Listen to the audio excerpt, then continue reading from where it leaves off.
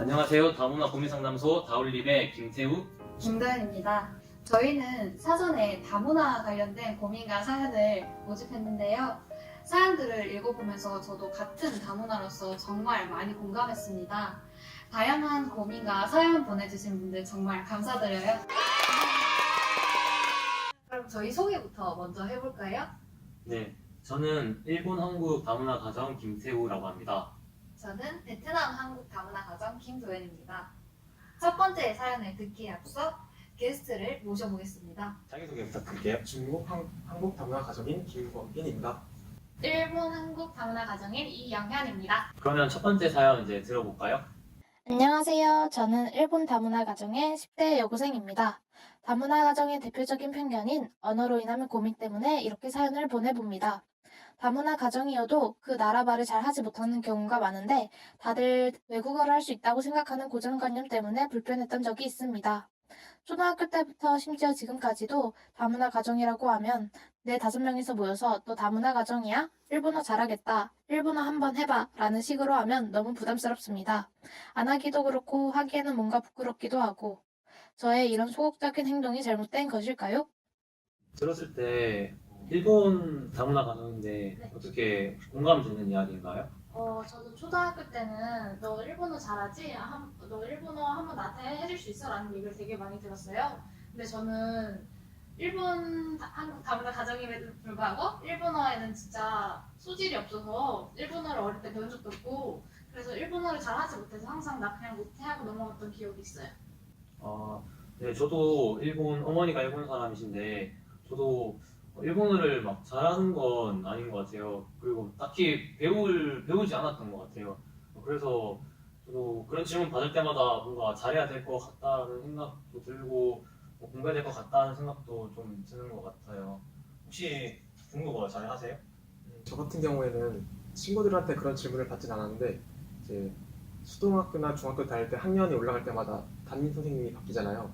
그때마다 선생님들이 다문화 가정인 걸 알게 되시면 항상 이렇게 똑같이 물어보세요. 중국어 잘하지? 하면서 물어보는데 전 중국어 공부를 열심히 안 해서 거의 못하거든요. 그래서 이제 못한다고 하면 학생들이 왜 그렇게 좋은 환경에서 못하냐 하면서 이렇게 좀 핀잔을 주듯이 말씀하시는데 뭐 배우고 말고는 제 맘이잖아요. 사람마다 다른데 그럴 수 있다고 생각해요. 네. 아마 그 친구도 조금 이제 사연자분과 친해지고 싶은 마음에 그냥 궁금한 마음에 가볍게 물어보는 거 아닐까? 그렇게 생각도 해봐요. 어릴 때는 그런 공통된 것들을 찾아가는 게 이제 친구를 사귀는 가정들이잖아요. 그래서 친구에 대해 더 알고 싶고 또 다른 점이 있다면 그것이 부럽고 신기해서 먼저 물어본 게 아닐까 싶기도 해요. 네, 그런 것 같아요. 그렇게 질문 받는 것에 대해서 너무 부담스럽거나 좀 나쁘게 받아들이지 말고 좀 이것이 저의 강점으로 좀 만들 수 있었으면 좋겠어요. 우리가 다른 나라의 언어를 하나 더 쉽게 얻을 수 있는 거는 분명히 좋은 환경이잖아요. 그러니까 이거를 잘 활용할 수 있었으면 좋겠어요. 마지막으로 하고 싶으신 이야기 있으세요? 다문화 가정에서 자란 모든 자녀들이 항상 엄마나 아빠의 다른 언어를 2가지 언어를 다 잘하는 건 아니니까 항상 그런 편견을 버려주시고 다문화를 더 살갑게 대해주시면 감사하겠습니다. 두 번째 사연에 앞서 또 다른 게스트 한 분을 더 모시고 진행하겠습니다. 안녕하세요. 안녕하세요. 네, 소개 부탁드릴게요. 네, 안녕하세요. 저는 베트남 한국 다문화 가정 출신인 전헌수입니다. 네, 두 번째 사연 들어보도록 할게요.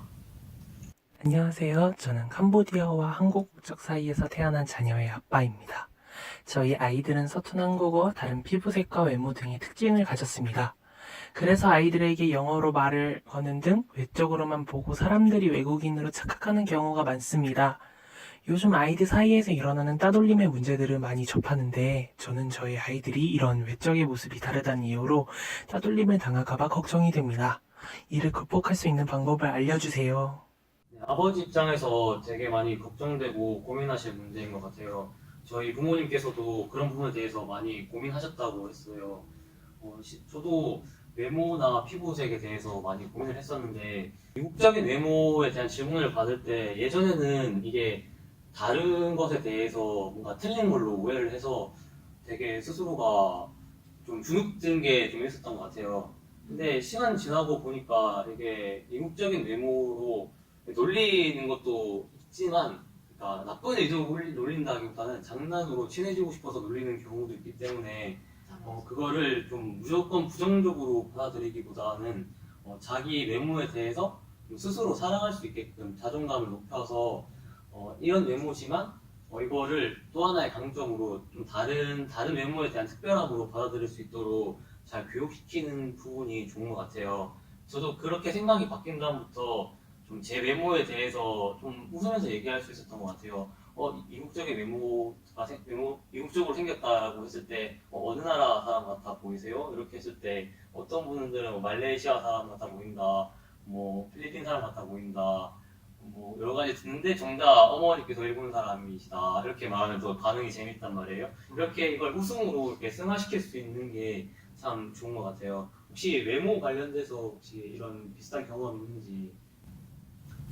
외모로는 몇 년 전에 1년 전에 그냥 재밌는 에피소드를 얘기하자면요. 제가 그때 고깃집에서 설거지를 하고 있었는데 제가 그때 그게 개방적이었어요. 또 다 열려있는 그런 설거지하는 곳이었는데 개방형 네, 주방. 그런데 그때 꼬마아이가 지나가면서 저를 이렇게 유심하게 쳐다보는 거예요. 그래서 설거지하다가 놀래가지고 이렇게 쳐다봤죠.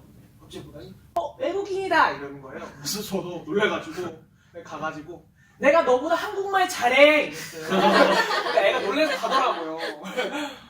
그래서 그런 것도 있었고요. 근데 저는 어릴 때 한국으로 이민이 왔었는데요. 근데 그때는 어렸죠, 엄청. 그때는 아이들이 조금만 달라도 막 맞아요. 되게 차별하고 막 너는 이상하다 이렇게 막 놀림 받고 있었는데 그때는 뭘로 놀림 받았냐고 그냥 그때는 문화로 많이 받았어요.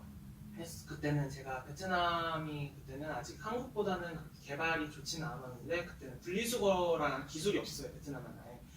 그래서 어떤 아이가 그런 거를 알아왔나 봐요. 그러다가 저한테 얘기를 하는 거예요. 근데 그 얘기 애들이 거기 있던 애들이 다 듣더니 저보고 이제 막 쓰레기라는 그런 얘기를 하더라고요. 그래서 제가 막 뭐 해도 막 얘 더럽다고 막 얘 아무것도 쓰레기라고 다 그래서 그렇게 한참 놀림을 받았었는데 그냥 저는 어릴 때니까 당연히 되게 싫었죠. 근데 지금 와서는 그냥 애교 같은 놀 장난이었는데 그때는 좀 많이 충격적이었어요. 문화 때문에. 그래서 한동안 막 베트남 내가 태어난 그 후회될 때도 많았고 그래서 뭐 내가 여기 다시 떠나야 되나 이런 생각도 많이 했는데 근데 오히려 그냥 문화 차이뿐이지 저는 같은 세상에서 살고 같은 곳 지구에서 태어났으니까 뭐 달라봤자 뭐 그냥 문화밖에 없잖아요. 그걸로 뭐 언제까지 그걸로 막 고집 적어가지고 놀릴 수도 없고 그래서 그냥 한쪽 귀를 듣고 한쪽 귀를 흐르고 그래서 이제 커오니까 그냥